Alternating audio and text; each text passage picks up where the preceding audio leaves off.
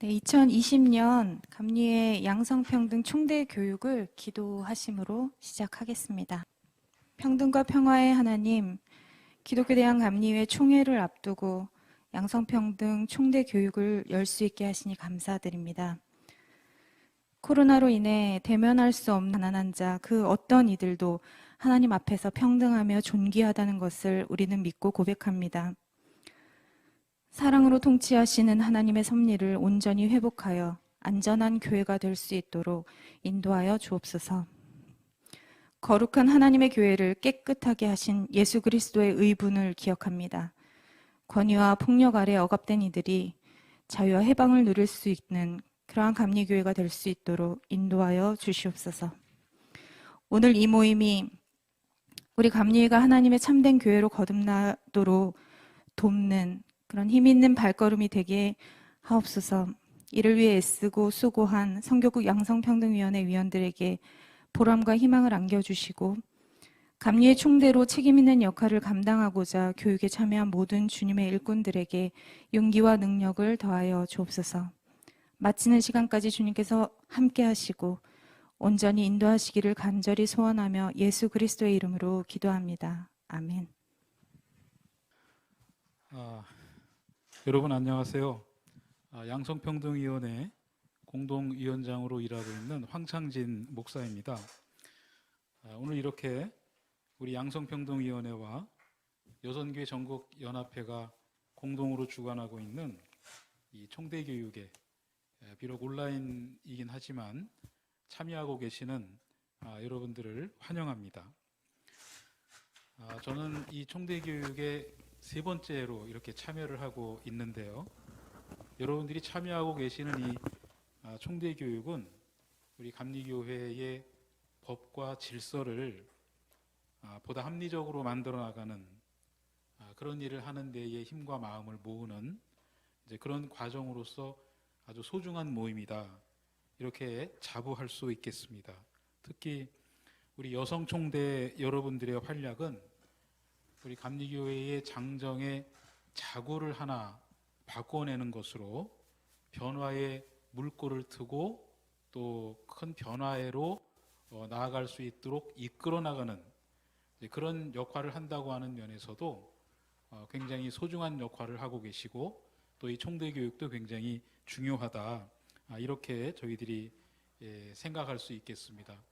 이런 일의 연장에서 한 가지 예를 들면 33회 총회에서 결의돼 가지고 우리 양성평등위원회 산하의 소위원회에서 연구해온 목회자 성윤리와 또 교회 성폭력에 대한 감리교회의 정책과 지침, 이 내용이 이제 감수를 마치고 출판을 목전에 두고 있다라고 하는 것도 우리 총대교육의 연장선에서 나오는 결과물이라고 하는 그런 측면에서 굉장히 소중한 일이다라고 이렇게 말씀드릴 수가 있겠습니다.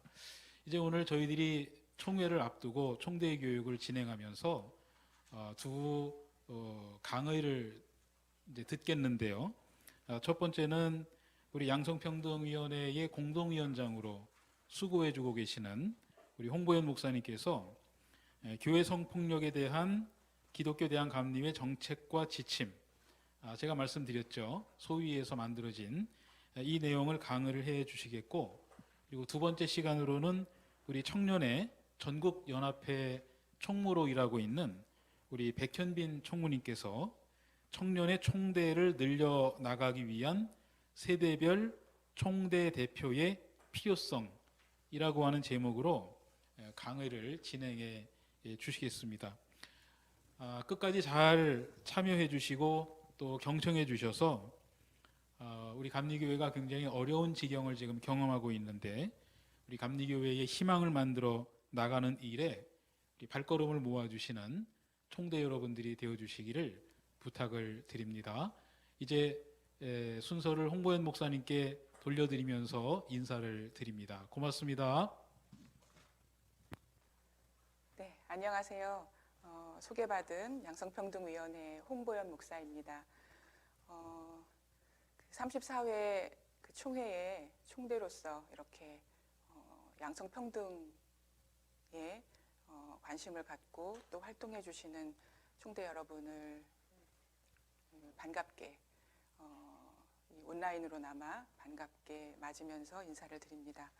오늘 제가 맡은 부분은 교회 성폭력에 대한 기독교 대한감리회 정책과 지침에 대한 지금 이제 황창진 목사님 소개하신 그 부분을 그 내용을 좀 소개하는 그런 시간을 갖도록 하겠습니다. 이 정책과 지침은 이제 33회 총회에서 통과가 되었고요. 선교국 양성평등위원회 소위원회에서 2년간 연구해서 이제 34회 이제 이달 말에 있는 총회 때 보고하게 되는 내용들입니다. 이 정책과 지침은 이미 해외 교단들에서는 총회에서 채택해서 실시하고 있는 그러한 지침들입니다. 이 교회 성폭력에 대한 정책을 실행하고 있는 교단들은 캐나다 연합교회, 미국 장로교회, 미 연합감리교회 등의 그 교단들인데요. 이런 교단들에서 시행하고 있는 정책들을 연구소위에서 연구하고 또 우리 실정에 맞게 이렇게 정리해서 이번에 내게 된 것입니다. 사실 이 정책과 지침을 내게 된 배경은 그동안 감리교회에 크고 작은 목회자 관련한 성폭력 사건들이 있어 왔습니다.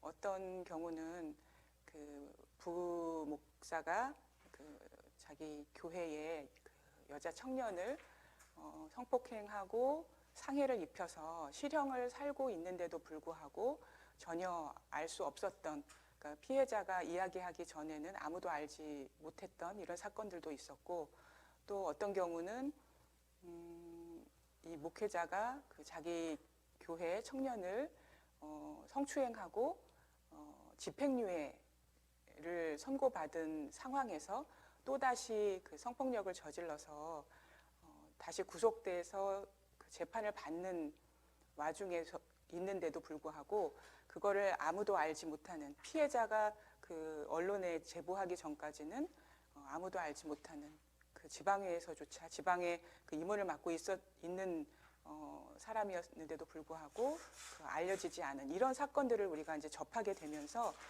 감리교 내에 이 교회 성폭력, 특히 목회자와 관련된 성폭력에 대해서 아무런 그런 처리 과정이나 어떤 조치를 할 수 없는 이런 안타까운 상황들을 이제 연거푸 겪으면서 이런 정책과 지침들이 필요하고 성폭력에 관련한 장정의 어떤 개정 이런 것들이 필요하겠다라는 생각들을 이제 하게 된 것이죠. 그래서 감리교 여성연대에서 이제 이 안건들을 만들고 이제 33회 총회에서 이거를 이제 제안하여 통과를 하게 된 것입니다. 지금 이 정책과 지침은 이제 목차를 보면 이제 목적과 신학과 진술 그리고 이제 성윤리 강령, 목회자 성윤리 강령, 그리고 정책, 사후 관리, 예방, 절차 이런 순서로 이제 진행이 되어 있습니다. 이 정책과 지침의 목적은 교회 성폭력 사건의 신고와 처리 절차를 분명히 하고 의혹을 밝혀서 정의를 이루는 것이 이제 목적이 되고요. 특별히 웨슬리 신학에 맞춰서 이 교회 성폭력에 대한 신학적 진술을 우리가 정의를 했는데요. 교회 공동체에서 발생하는 성적 비행과 성폭력은 하나님의 뜻을 거스르는 범죄다라고 하는 것을 분명히 밝혔습니다. 특히 책임을 위임받은 지도자들이 저지르는 성폭력은 하나님께 위임받은 권위를 오용하는 범죄로서 엄중히 처리되어야 한다라고 하는 것을 이제 분명히 하고 있습니다.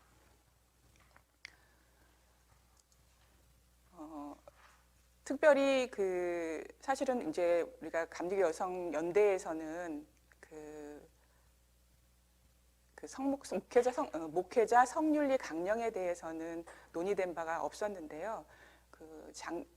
지난 33회 총대 여성 총대 분들이 모여서 워크숍을 하면서 목회자 성윤리 강령을 이 정책과 지침에 꼭 넣었으면 좋겠다라는 그런 건의가 있으셔서 특별히 이 목회자 성윤리 강령을 우리가 따로 연구해서 넣게 되었습니다.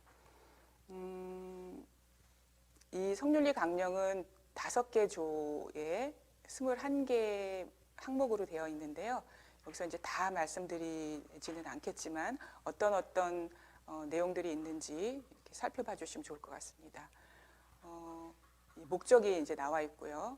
감리회의 목회자에게 올바른 성윤리와 윤리적 판단의 기준을 제공하고자 하는 목적이 있고, 그리고 여성, 장애인, 이주민, 사회적 약자에 대한 차별이나 차별에 근거한 어떤 배제 이런 것들을 하지 않는다라고 하는 평등 추구에 대한 조항들이 있습니다.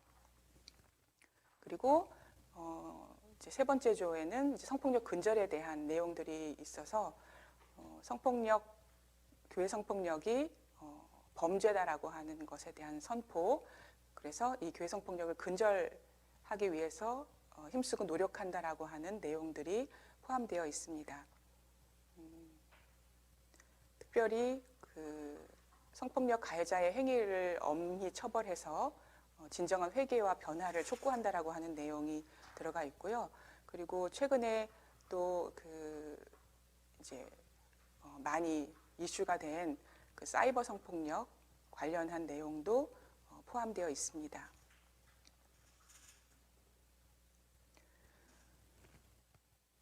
그 다음에 중요한 부분이 이제 목회자의 경계에 대한 부분이 포함되어 있는데요. 사실 목회자와 교인 간의 건강한 관계를 위해서는 적절한 경계, 적절한 거리를 지켜야 할 그런 책임이 목회자에게 있다라고 하는 부분을 명백하게 밝혀놨습니다. 그래서 목회자가 자신이 갖고 있는 힘과 권위를 끊임없이 성찰하고 이를 남용하는 성적 비행을 저지르지 않는다라고 하는 부분을 분명하게 명시를 했고요. 그 다음 5번째로는 목회자의 경건에 대한 부분을 포함시켰습니다.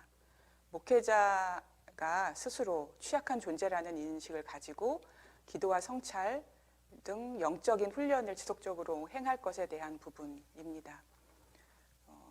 사실 목회자들이 신도들을 돌보고 교회를 돌보고 하면서 자기 돌봄을 소홀히 함으로 인해서 많은 이제 어려움들을 겪고 그것이 교인과의 관계 또는 교회 목회에도 굉장히 큰 영향을 이제 미치게 되고 이 교회 성폭력과 같은 일들이 벌어지게 되는 것을 우리가 이제 인지하면서 정기적으로 영적인 그리고 정서적인 정신적인 지지를 받을 수 있는 지원 체계, 이를테면 목회 상담이라든지 개인 1:1 영적 지도라든지 이런 지원 체계가 있어야 될 것을 우리가 이제 굉장히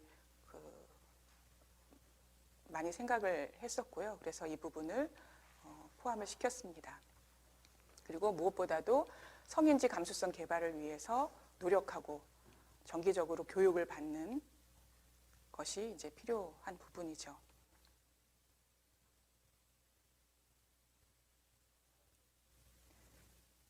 네. 그 다음은 교회 성폭력 정책에 대한 부분인데요. 이 부분은 조금 좀 자세히 설명을 드릴 수 있을 것 같습니다. 교회 성폭력 정책에는 신고와 의무에 대한 부분이 이제 들어갑니다. 교회에서 성폭력과 성적 비행이 발생했을 때 신고하도록, 이전에는 교회에서 이런 일들이 일어나면 침묵하도록 하고 이게 크게 불거지지 않도록 이렇게 피해자들의 목소리를 차단하는 그런 일들이 많이 있었는데요. 적극적으로 이제 신고하고 처리할 수 있도록 하는 그 신고의 의무에 대한 부분을 우리가 포함을 시켰습니다. 특별히 그 이제 당사자뿐만 아니라 이런 성폭력과 성적 비행을 인지한 그 신도나 또는 목회자는 이거를 이제 의회와 의회 장에게 보고해야 하는, 아까 제가 이제 서두에 말씀드렸다시피 목회자가 성폭력을 저지르고 그걸로 그 사회법으로 그 형을 그 징계를 받고 있음에도 불구하고 아무도 모르고 그거를 그 의회나 의회 장에게 누구도 보고하지 않아서 또 다른 그 피해자들이 생기게 되는 이런 일들이 지속이 되어 왔었는데요. 그래서 이제 이 의회 장에게 보고하는 것이 이제 의무화되어야 된다라고 하는 부분입니다. 그리고 이게 이제 그 신고가 되면 어떤 전문적인 훈련된 전문가들이 이제 목회적 돌봄과 관심으로 조사와 평가를 진행하는 것. 지금 현재 우리 감리교 그 상황은 이제 그 성폭력 사건이 생겨서 이제 고소를 하게 될 경우에 심판위원이나 이제 재판위원회가 이제 꾸려지는데, 사실은 성폭력에 관련해서 이런 그 교육을 받거나 어떤 전문적인 인식을 가진 분들이 전무한 실정입니다. 그래서 굉장히 그 피해자에게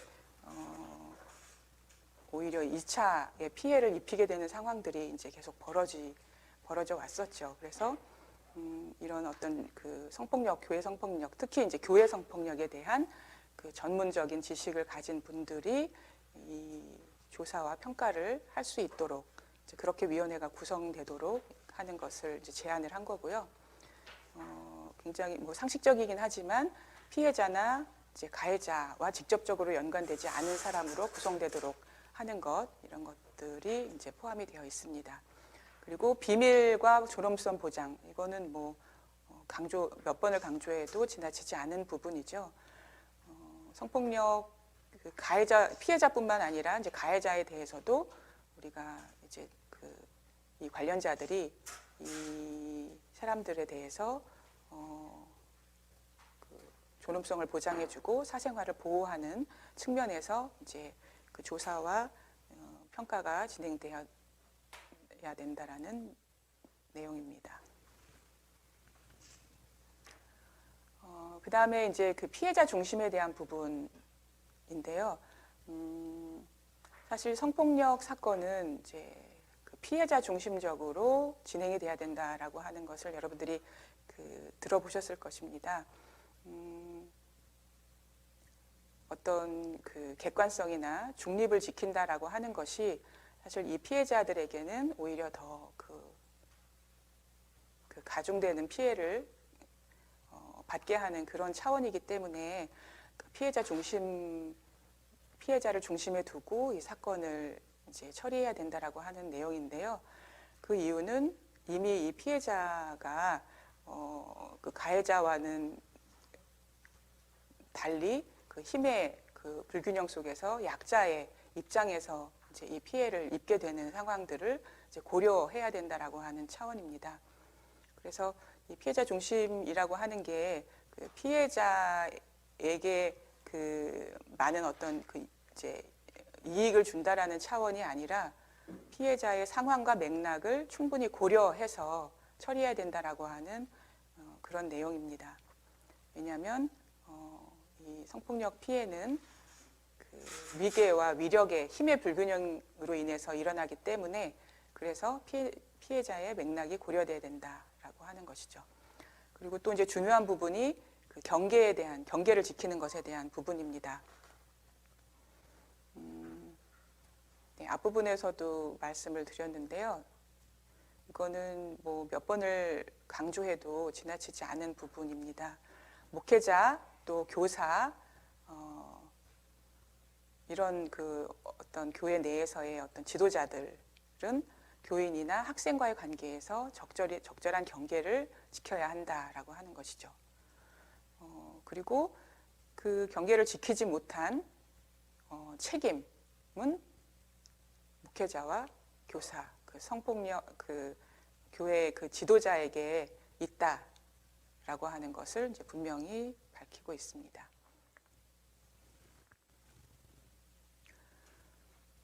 그다음에 이 부분은 좀 의아하게 생각하실 부분도 있을 것 같은데요. 목회적 돌봄 관계에 있는 목회자와 교인의 데이트에 대한 부분입니다. 목회적 돌봄 관계에 있는 목회자와 교인의 데이트, 성적 행위는 불평등한 권력 관계로 인해서 적절하지 않다라고 하는 내용이 포함되어 있는데요.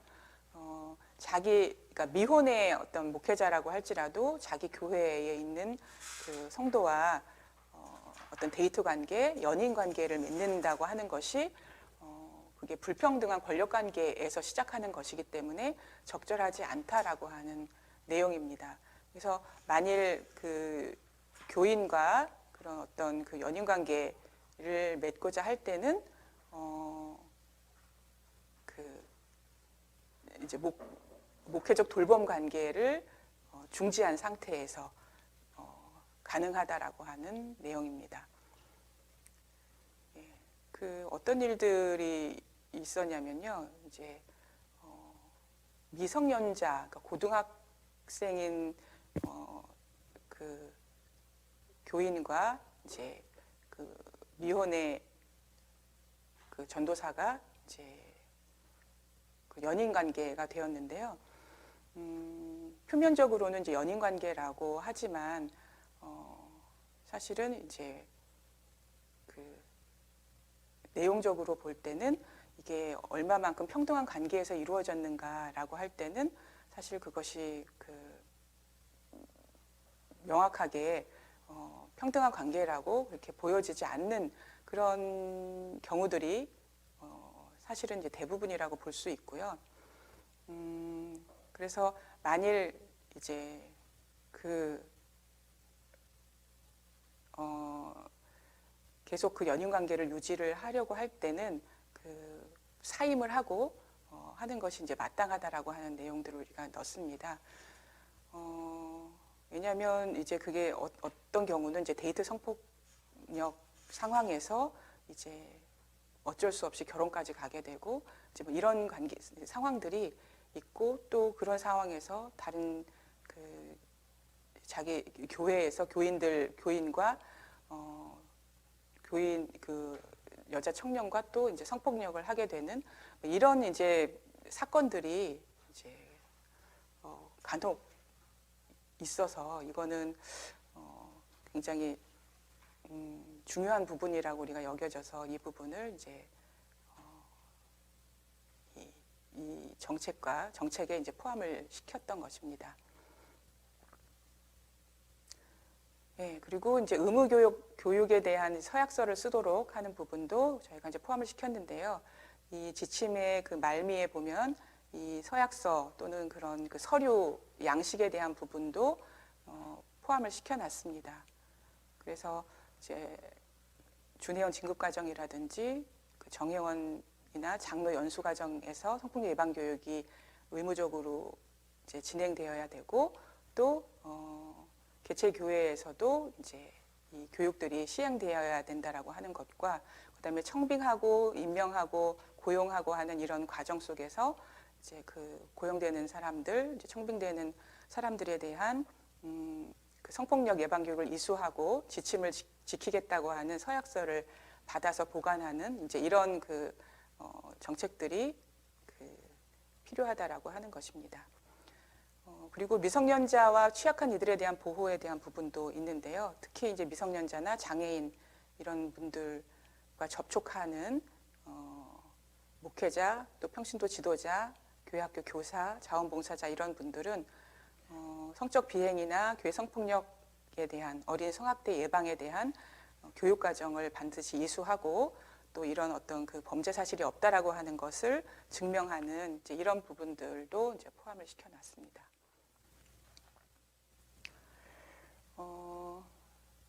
그다음에 이제 뭐 머지않아 이제 그 선거가 또 이제 시작이 되는데요. 감리교 목회자 자격 심사와 또 그 그 연회 보고할 때 이제 품행 통과 뭐 이런 이제 그 보고에 있어서 목회자 성범죄 연루가 되어 있는지의 여부 이런 것들을 조사하고 보고하는 그런 절차들이 이제 반드시 포함되어야 된다라고 하는 것이고요. 감리사나 감독이나 감독회장 후보 등록에도 이제 교육을 성폭력 예방 교육을 참여했는지 또는 성범죄에 관련한 혐의가 있는지 이런 것들이 보고되고 그런 것들이 서류로 제출돼야 되도록 한다고 하는 이제 그런 부분을 명시를 했습니다. 성폭력에 대한 처벌에 대한 부분도 들어가 있는데요. 특별히 이제 아동 청소년이나 이제 취약계층에 대한 성폭력 가해자에 대한 가중 처벌에 대한 내용들이 포함되어 있고요. 이런 이제 그러니까 어린 성폭력 가해자 같은 경우에는 교회 기관이나 그런 곳에서 사역하거나 프로그램에조차도 참여하지 못하도록 이렇게 이제 해야 된다라고 하는 부분입니다. 그리고 실은 지금 우리 이제 감리교 교리와 장정에는 성범죄에 대한 성폭력에 대한 범과 내용이 없습니다. 그래서 이제 최근에 그 성추행에 대한 성추행 이제 가해에 대한 가해자를 이제 고소를 해서 재판이 진행된 경우가 있었는데요. 장정에는 이제 그 부적절한 성관계라고만 이렇게 표시가 되어 있고 성폭력 범과가 구체적으로 명시되어 있지 않기 때문에 그 성추행은 부적절한 성관계에 포함되지 않는다라고 하는 이유로 그 무혐의 처분을 받은 그런 경우가 있었어요. 그래서 이제 그 성폭력 관련한 그런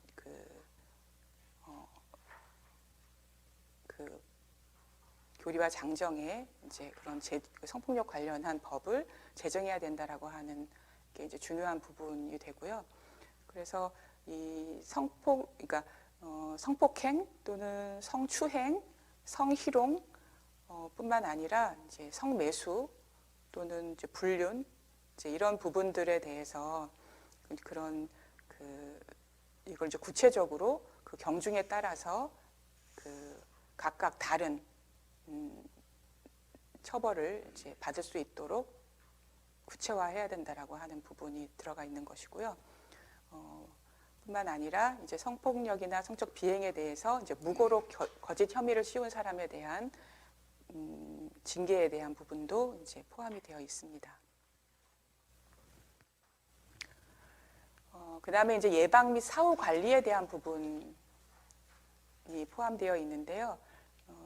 조금 전에 말씀드린 것처럼 그 교리와 장정에 교회 성폭력에 대한 그런 특별법을 제정할 것에 대한 제안을 자세하게 포함을 시켜 놓았습니다. 범과의 종류라든지 재판 과정에 있어서의 어떤 특수성이라든지 징계 수위라든지 또 이 성폭력 피해자를 재판이나 그 조사 중에 어떻게 보호해야 할지에 대한 부분을 포함해서 이제 장정을 바꿔야 된다라고 하는 부분입니다. 그리고 그 성폭력 예방 교육을 실시하는 것과 그리고 감리회 성폭력 예방 지침서를 활용하는 부분에 대해서도 포함이 되어 있는데요. 지금 현재는 그 준회원 진급 과정에서 각 연회마다 성폭력 예방 교육을 실시하도록 그렇게 우리가 이제 의무화 되어 있고요. 정회원 연수 과정에서도 지금 현재 성폭력 예방 교육을 실시하고 있습니다. 장로 연수 과정도 지금 그렇게 진행되어야 된다라고 저희가 이제 하고 지금 추진을 하고 있고요. 뿐만 아니라 이제 교회와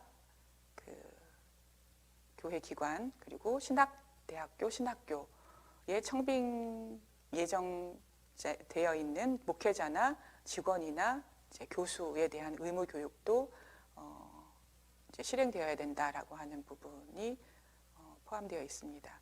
그리고 저희가 그 작년 2018년도에 감리회 성폭력 예방 지침서를 그 양성평등위원회에서 만들어서 배포를 한 바 있습니다.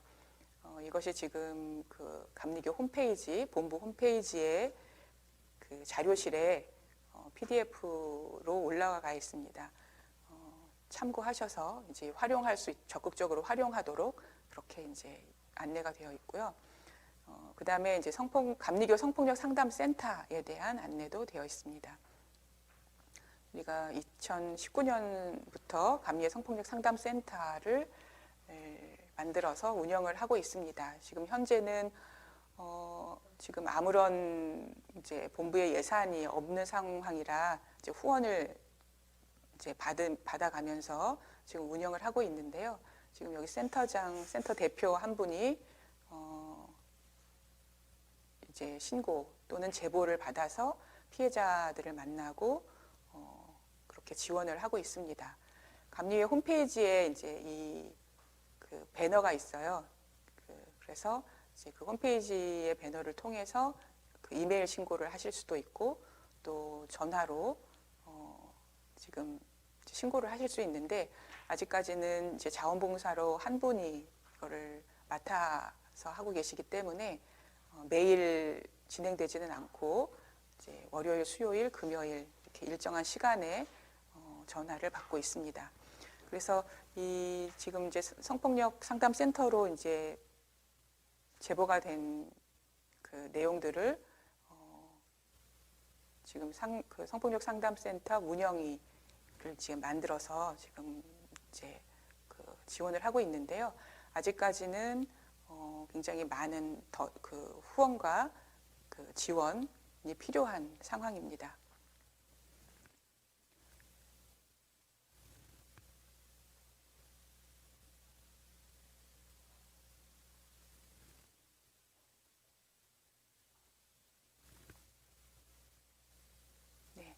그다음에 사후 관리와 징계에 대한 부분인데요. 성폭력이 이제 그 사건이 일어나고 그리고 이제 그 이후에 어떻게 이제 처리하는가에 대한 부분입니다. 그러니까 성폭력 사건이 일어났을 때 가장 중요한 것은 이제 피해자를 보호하고 비밀을 유지하는 것이 필요하죠. 그래서 피해자를 보호하고 비밀을 유지한다고 하면서 사실은 그 오히려 이제 그 사건이 오히려 잘못 이렇게 소문처럼 루머로 퍼지게 돼서 피해자를 더 힘들게 하는 그런 사건들도 이제 간혹 보게 되는데요. 철저하게 이제 그 피해자 보호를 위해서 그 힘을 써야 할 필요가 이제 있어서 이 부분에 대해서 이제 자세하게 들어가 있고요. 그리고 이제 당연히 이제 그 피해자가 받은 정신적인 또는 심리적인 또는 육체적인 그런 그 피해에 대해서 치유하고 지원하는 부분이 이제 굉장히 필요하고, 그다음에 사실 이제 이 교회 성폭력이라고 하는 게 교회 안에서, 교회 공동체 안에서 일어나고 피해자도 교회 공동체 멤버고 가해자도 교회 공동체 멤버인 이런 상황에서 이 교회 성폭력이 일어나면 그 공동체가 굉장히 많이 힘들어지는 그런 상황들이 벌어지고요. 대개의 경우 이렇게 교회가 이렇게 양분되는 그런 이제 안타까운 일들이 굉장히 많이 벌어지기 때문에 그리고 더군다나 이제 이 목회자에 의해서 성폭력이 벌어지는 경우에는 많은 이제 신자들이 그 피해자, 가해자와 연관되는 사람들뿐만 아니라 많은 이제 교회 전체가 이제 굉장히 힘들어지는 경우들이 생기기 때문에 공동체를 치유하는, 교회 공동체를 치유하는 과정들이 굉장히 필요합니다.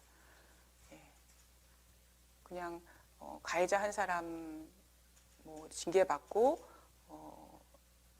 그냥 넘어가는 그런 수준으로는 이 교회가 그 상처를 치유할 수 없기 때문에 이 공동체 치유에 대한 부분을 굉장히 신경을 써야 할 부분이라고 생각이 듭니다.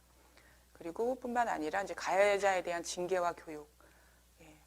그러니까 적절하게 처벌을 받는 것이 오히려 가해자에게도 가해자가 자신의 잘못을 받아들이고 회개하고 다시 교회로 돌아올 수 있도록 하는 굉장히 중요한 부분이라고 생각이 들어서요. 가해자에 대한 징계, 올바른 징계, 그리고 교육은 반드시 이제 필요하다고 생각이 듭니다. 그리고 이제 재발 방지 대책들을 수립을 하는 거죠. 재발 방지를 위해서 그 전교인 그 성폭력 예방 교육을 실시한다거나 또는 교회 내에 어떤 그 성폭력 대책위원회라든지 또는 무슨 성평등위원회라든지 이런 기구들을 만들어서 재발 방지를 할 수 있도록 애쓰는 것, 이런 것들이 굉장히 필요한 부분이라고 생각이 듭니다.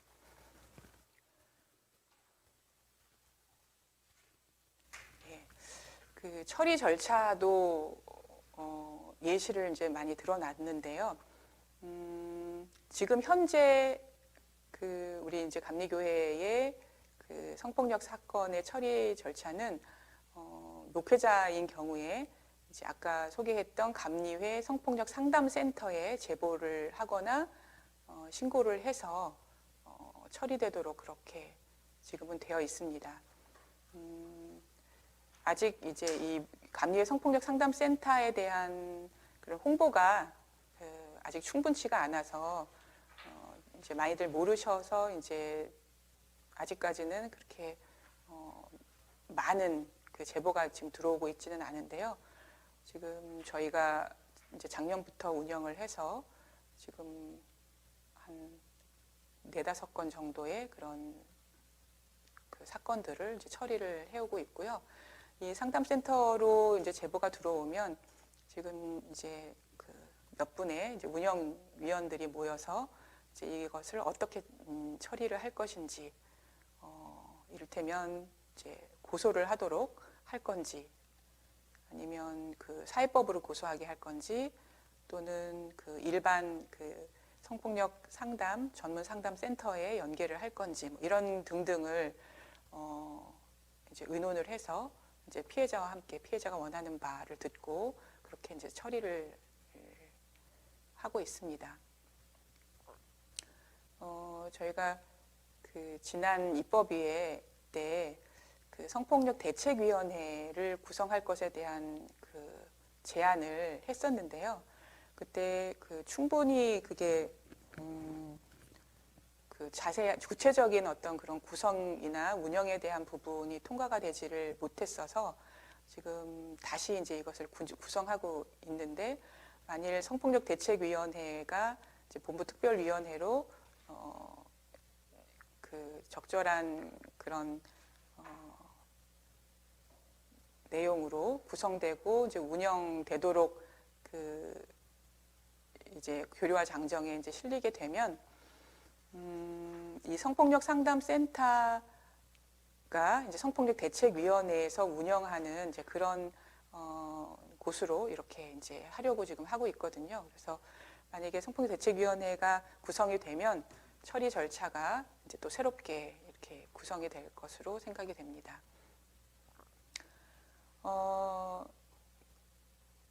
우리가 이제 좀 생각해 봐야 될 부분들이 뭐가 있냐면요. 사실 개체교회에서 성폭력이 일어났을 때 우리가 그동안 이제 어떻게 대처해 왔는지, 앞으로는 또 어떻게 대처할 것인지, 이런 부분들을 사실 그동안은 생각을 안 하죠. 뭐 생각하고 싶지도 않은 일이기 때문에 사실 이제 그동안은 아무런 어떤 그 예방이나 예비 지식 없이 이제 지내왔는데요.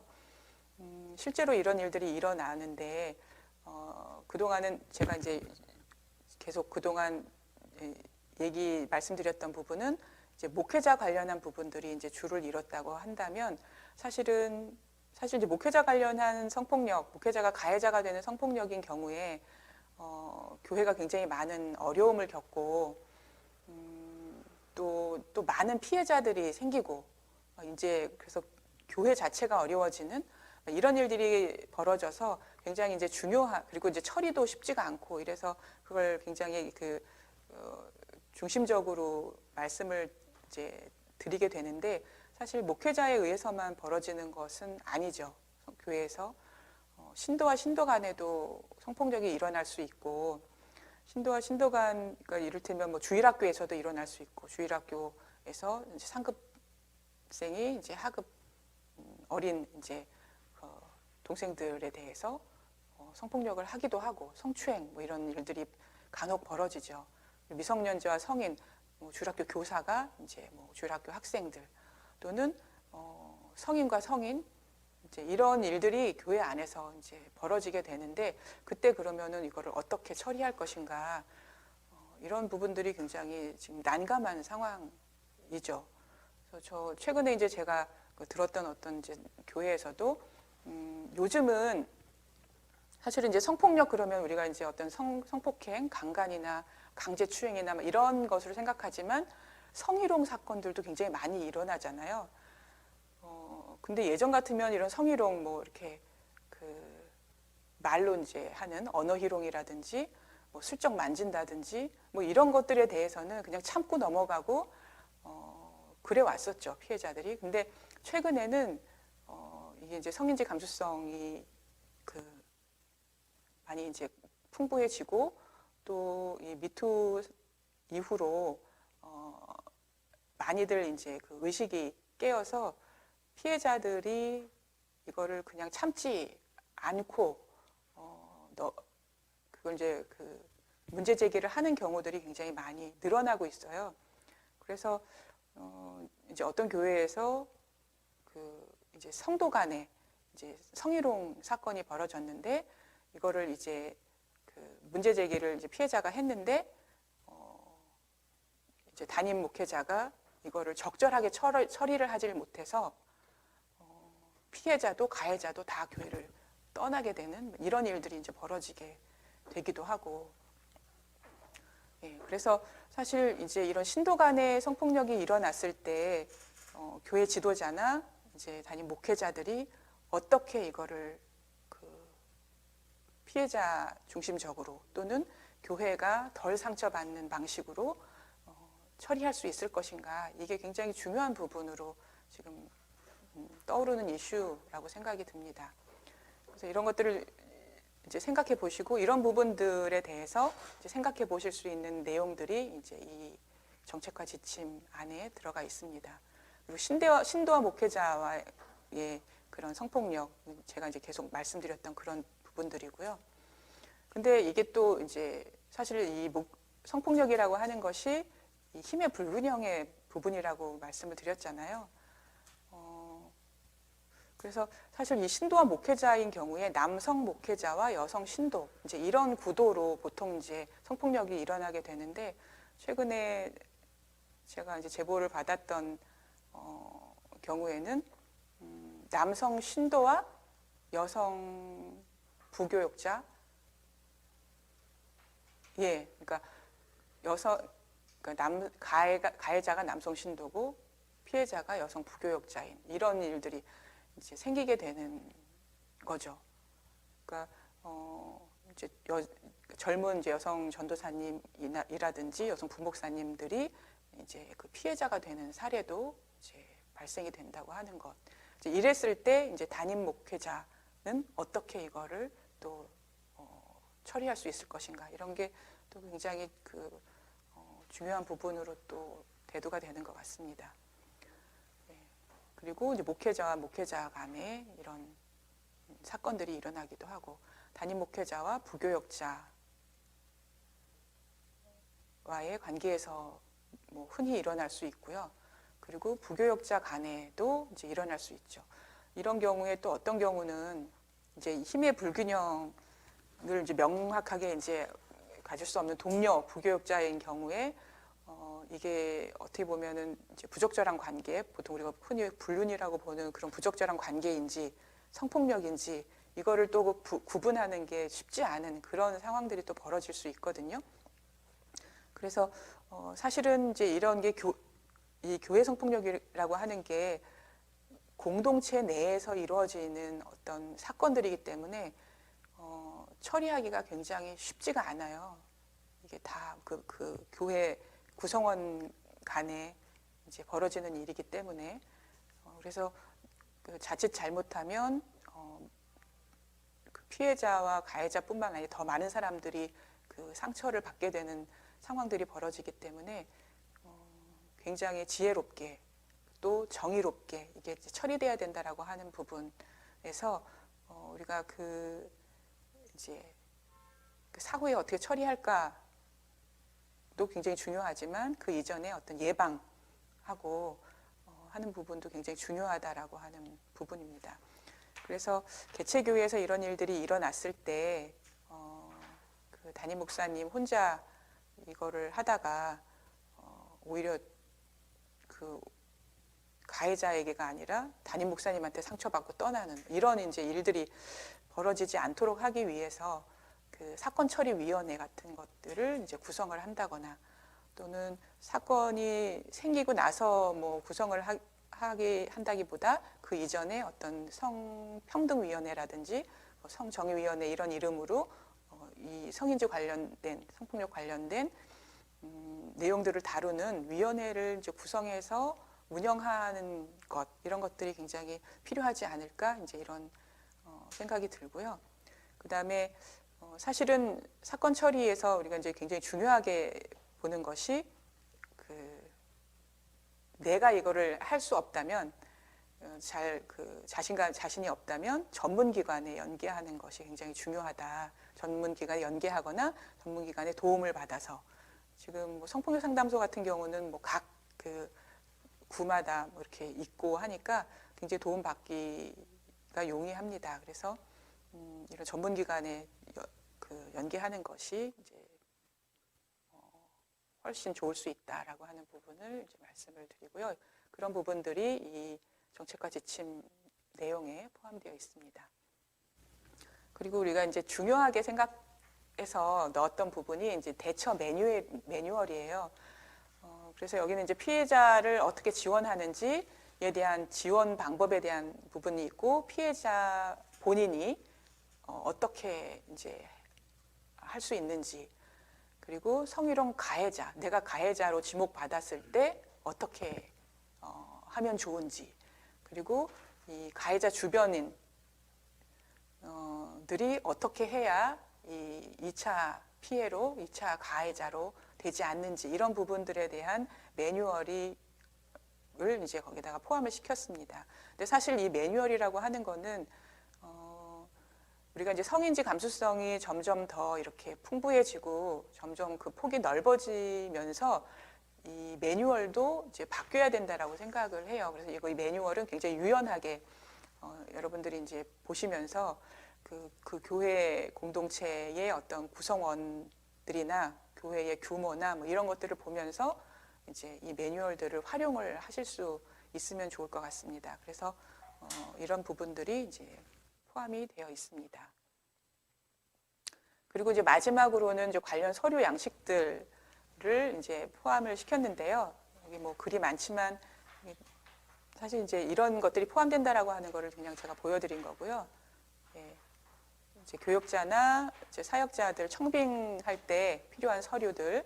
그래서 이를테면 본인은 성폭력 가해 행위로 인해서 민사, 뭐 민원, 뭐 형사소송 이런 거에 관계가 없습니다라고 하는 거를 이제 증명하고 확인하는 그런 내용의 서류들이죠.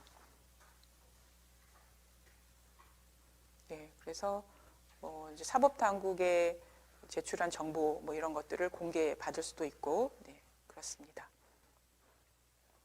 근데 지금은 이제 그런 게 없죠. 지금 우리 지금 현재는 청빙하거나 이럴 때 성폭력 피해에 대한 가해에 대한 이런 것들이 없는데 이런 게 돼야 되지 않겠는가 하는 이제 그런 어떤 제안으로서 이런 서류들을 올려드렸습니다. 예. 그리고 이제 그 고용 절차뿐만 아니라 그 청빙 절차에 대한 서류도 있고 그리고 성폭력 이제 신고 양식 뭐 이런 부분들을 이제 포함시켜 놓았습니다. 네. 네, 제가 그 준비한 부분은 여기까지고요. 이 부분을 이걸 만들기 위해서 사실 2년 정도 우리가 양평위 소위원회 위원분들이 굉장히 많은 애를 쓰셨습니다. 네, 감사를 드리고요. 이 정책과 지침이 이번 총회에서 잘 채택이 돼서 또 배포가 될 텐데 여러분들이 잘 활용하실 수 있기를 바라면서 마치도록 하겠습니다. 감사합니다. 안녕하십니까. 저는 지금 감리교 청년의 청년연합회에서 총무로 일하고 있는 백현빈이라고 합니다. 제가 오늘 이 자리에서 이야기를 하게 된 이유는 청년의 총대를 늘려나가기 위한 이제 세대별 총대 대표의 필요성에 대해서 말씀드리기 위해서 올라왔는데요. 제가 감청에서 일하기 시작한 지는 이제 올해로 4년이 됐습니다. 저희 감청은 4년 전에도 그리고 지금도 끝없이 청년 총대의 증가와 세대별 대표의 확대를 위해서 노력하고 있습니다. 그러나 현재까지 여성 총대 15% 그리고 50세 미만 총대 15%만 이루어졌을 뿐 청년 총대의 확대와 세대별 총대의 확대는 이루어지지 않고 있습니다. 올해는 코로나19라는 신종 바이러스로 인해서 모든 행사들이 취소되거나 축소되고 있습니다. 그리고 이것은 현재 진행형입니다. 그래서 저희도 오늘 온라인으로 이렇게 만나고 있지요. 모든 산업과 생활이 타격을 받았지만 개인적으로 가장 크게 타격을 받은 것은 교회라고 생각합니다. 오프라인으로 예배를 드리지 못하는 것도 타격이 있겠지만 그것보다 더 크게 받은 것은 교회에 대한 사회적 신뢰가 붕괴된 것이라고 생각합니다. 방역에 협조하지 않고 일방적이고 고집스러운 형태, 그런 행태는 사람들의 마음에 불안을 심어주기 충분했던 것 같습니다. 실제로 많은 청년들은 직장에서 교회 다니는 사람은 당분간 회사에 출근하지 말아라는 불호령을 듣고 있습니다. 그러나 아이러니하게도 청년들이 떠나가고 교회에 대한 세상의 시선이 곱지 않아질수록 현재 권력을 누리고 있는 이들, 제가 이 원고에는 특히 50대 남성이라고 적어놨는데요. 이제 주로 총대로 나가시는 분들의 힘은 더욱더 강해지고 있는 것 같습니다. 제 주위에 많은 청년들 그리고 심지어는 저조차도 교회가 원래 이런 곳이었던가 하는 푸념 섞인 절망이 가득 차기 시작했습니다. 기성세대들은 우리에게 귀에 박히도록 이야기합니다. 청년이 교회의 미래라고 말입니다. 그러나 정작 교회의 행정을 처리하고 교회의 법을 만드는 자리에서 청년은 도구로 전락하며 배척당하기 일쑤입니다. 젊은 사람들은 이런 거 몰라도 된다고, 나이도 어린 사람이 벌써 뭐하러 이런 거 하냐고 말입니다. 교단의 행정과 법에서 배척당하는 이는 비단 청년뿐만이 아닙니다. 이미 수년 전 교리화장정이 여성과 50세 미만에 대해 15%에 대한 할당을 지정했지만 해마다 지키는 곳보다 지키지 않은 곳이 더 많이 있습니다. 그리고 허울 좋은 변명을 늘어놓습니다. 자격 요건이 되지 않아 그렇다고 말입니다. 정말로 물어보고 싶습니다. 정말로 자격 요건이 되지 않는 것인지 아니면 자격 요건을 만족시키고 싶지 않은 것인지 말입니다. 제가 이 자료에 이제 작년에 저희 청년회가 제출했었던 이제 의회법 개정안을 가지고 왔는데요. 이제 요걸 토대로 조금 필요성에 대해서 설명을 드리겠습니다. 화면이 준비가 되어 있지 않아서 제가 말로 충분히 설명을 드리도록 하겠습니다. 교리화장정에는 이제 총대를 구성하기 위한 법이 있습니다. 이제 그 의회법이라고 하는데요. 이제 그 의회법 제4조 1장에 총칙에 총대 구성에 대해서 이렇게 적혀 있습니다. 이제 방금 말씀드렸던 15% 여성, 15% 50세 미만이 적시되어 있는데요. 이제 자격자가 없어 선출이 불가능한 경우를 제외하고 연회와 총회, 입법의회 대표 각 15%는 여성으로 선출하며 15%는 연령이 50세 미만인 이 중에서 선출한다. 이게 지금 현재 법입니다.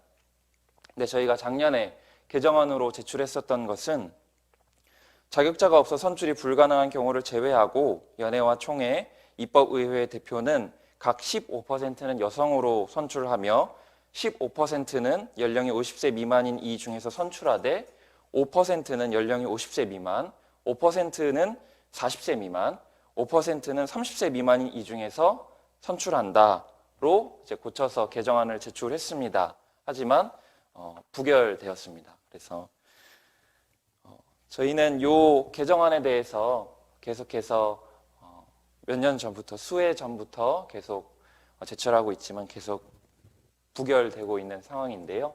저희는 이 상황들이 관철될 때까지, 이대로 진행될 때까지 계속 법안을 제출할 예정입니다. 2019년 작년 기준으로 저희 감리회 전체 성도는 131만 3,930명입니다. 이 중에서 청년은 88,853명이고요. 청장년은 44,154명입니다. 하지만 직전 총회 2018년에 있었던 행정총회 총대 중에 1,461명이 총대였는데요. 그중에 50대 미만 총대는 117명이었습니다. 총 8%이고 50대 미만 평신도 총대는 55명에 불과했습니다. 이는 감리회 평신도 중 청년부와 청장년부의 합계 14만 3,007명, 총 10.1%인데요. 그 10.1%를 대표하기에도 턱없이 부족합니다. 더 나아가 전체 성도 중 청년은 6.7%를 차지하는데 30대와 20대 평신도를 보통 청년이라고 교회에서 부르는데요. 그 평신도, 청년 총대는 전체 총대 구성원 중에 고작 0.2%밖에 되지 않습니다. 그리고 20대 총대는 단 한 명 존재합니다. 그 단 한 명 존재하는 총대는 저희 감리교 청년의 회장님이십니다. 평신도 직능대표로 당연직 총대이면서 단 한 명 존재하는 총대입니다. 그래서 선출직 총대로 20대는 단 한 명도 존재하지 않습니다.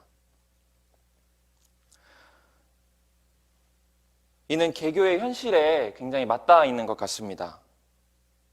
전체 감리교회 6,700여 교회 정도 되는데요. 그 6,700여 교회 중에 과연 청년주일이 언제인지 알고 있는 교회는 손에 꼽을 것 같습니다. 그리고 전체 성도의 6.7%를 차지하는 청년들의 권리를 보호하고 권익을 증진시키려는 노력은 찾아볼 수 없는 것 같습니다.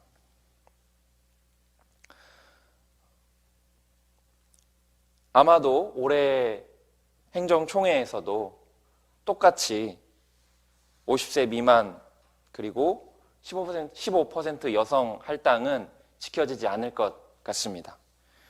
그리고 온라인 총회로 더더욱 열린 총회를 기대했지만 더더욱 닫힌 총회가 될지도 모르겠습니다. 지금 한국교회는 총체적인 위기 상황이라고 생각합니다.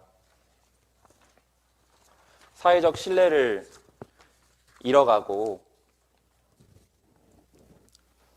점점 더 많은 사람들이 떠나가는 이 감리교회, 쓰러져가는 교회, 흔들리는 교회를 다시 세우기 위해서는 이렇게 정치되어 있는 권력을 밑으로 흐르게 해야 한다고 생각합니다.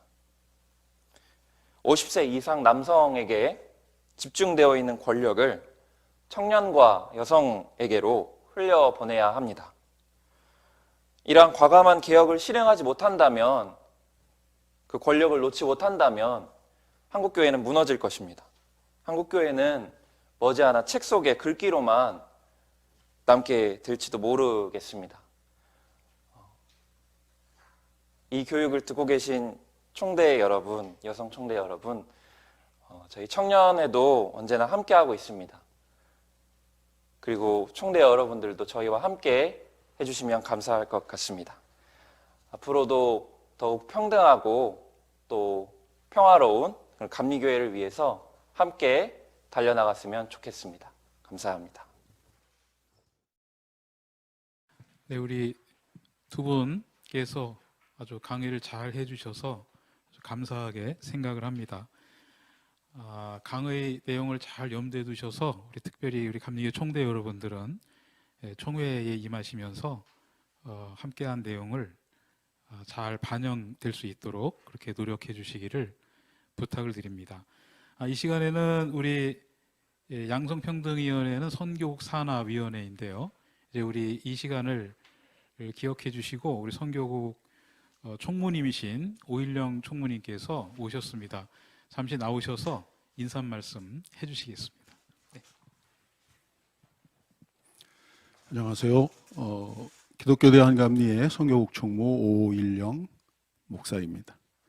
제가 시작할 때 인사드렸어야 되는데 약간 늦었습니다. 그래서 조금 늦게 인사드리게 됐는데 이 귀한 교육에 참여해 주신 여러분 모두에게 주님의 은혜와 평강이 함께 하시기를 바랍니다. 또 이 일을 위해서 수고하시는 우리 홍보연 목사님, 또 백현빈 청년 총무님 감사드리고요. 또 위원장이신 황창진 목사님, 또 최소영 목사님, 또 보이지 않게 수고한 모든 손길 위에 하나님의 은혜와 평강이 함께 하시기를 바랍니다. 세상은 나쁜 일을 하는 사람 때문에 문제지만 그 나쁜 일을 하는 사람을 보고도 그냥 있는 사람들 때문에 더 나빠진다 하는 말이 있습니다. 그렇습니다. 우리가 하는 이 모든 일은 하나님의 나라를 건강하게 바로 세워가는 일이라고 생각합니다. 아무쪼록 이 교육에 참여한 여러분 모두들 또 수고하시는 모든 분들에게 하나님의 은혜와 평강이 함께 하시기를 바라면서 인사를 대신하겠습니다. 감사합니다. 마지막으로 알리는 말씀 드립니다. 코로나19로 인해서 직접 만나서 총대들이 워크숍을 통해서 우리들의 의견을 모아내는 작업을 이제까지 해왔었는데 그 작업을 못해서 너무 아쉽습니다. 올해 총회가 어떻게든 열리긴 할 겁니다만 충분하게 의견을 개진하고 모아내는 총회를 기대하기가 약간 어려울 수도 있습니다. 그럼에도 불구하고 총회와 기독교대한감리회 총회와 양성평등 정책에 대해서 관심을 가지고 끝까지 시청해 주신 여러분께 감사를 드리고요. 좋은 의견을 저희들에게 많이 전달해 주시면 저희들이 최대한 반영할 수 있도록 노력을 하겠습니다. 안타깝게도 총회 준비가 조금 아쉬워서 총대 명단이 10월 둘째 주 다음 주나 되어야 확정이 된다고 합니다. 그때 다시 한번 여러분들에게 자료를 공유해 드리겠습니다. 오늘 양성평등 총대교육은 선교구 양성평등위원회와 여선교회 전국연합회가 공동으로 주관했습니다. 감리교 전국 여교육제회와 서울연회 여선교회 연합회에서 후원해 주셨고요. 오늘 유튜브 방송은 마포은혜교회 송신일 목사님께서 도와주셨습니다. 고맙습니다. 강연에도 있었듯이 감리교 성폭력 상담센터에서 전화 상담을 받습니다. 전화는 02-399-2036이고요. 월요일, 수요일은 14시에서 15시, 금요일은 11시에서 14시 사이에 상담이 가능합니다. 온라인으로 신고하실 분들은 감리 홈페이지 제일 밑에 보면 성폭력 신고 버튼이 있습니다. 그걸 클릭을 하시면 신고 서식 다운받아서 작성하셔서 온라인으로 이메일로 상담 신청을 하실 수 있습니다. 주변에 알려주시기 바라고요. 감리회 성폭력 예방 지침서는 감리회 본부 홈페이지 통합자료실 감리회 자료 190번에 있습니다. 오늘 이번 총회에 배포될 교회 성폭력에 대한 기독교대한 감리회 정책과 지침도 PDF 파일로 본부 홈페이지에 올릴 테니까 많이 활용해 주시기 바랍니다. 함께해 주셔서 감사하고요. 앞으로 기독교대한 감리회가 조금 더 성인지 감수성을 가지고 있고 양성평등한 그리고 성폭력이 근절될 수 있는 무엇보다도 청년 총대들이 본인들의 목소리를 마음껏 낼 수 있는 그런 기독교대한 감리회 총회가 되기를 바랍니다. 함께 기도해 주시기 바랍니다.